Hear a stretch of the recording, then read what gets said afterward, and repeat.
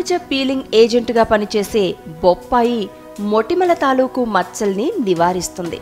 దానికోసం బాగా మగ్గిన బొప్పాయిని ముక్కలుగా కోసి దానికి చెంచా తేనె, పావు కలబంద గుజ్జు, 2 టేబుల్ స్పూన్ల శనగపిండి కలుపుకుని ఆ మిశ్రమాన్ని ముఖానికి రాసుకోవాలి.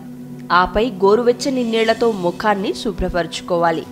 తరచూ ఇలా చేయడం వల్ల రక్త ప్రసరణ సరిగా జరుగుతుంది.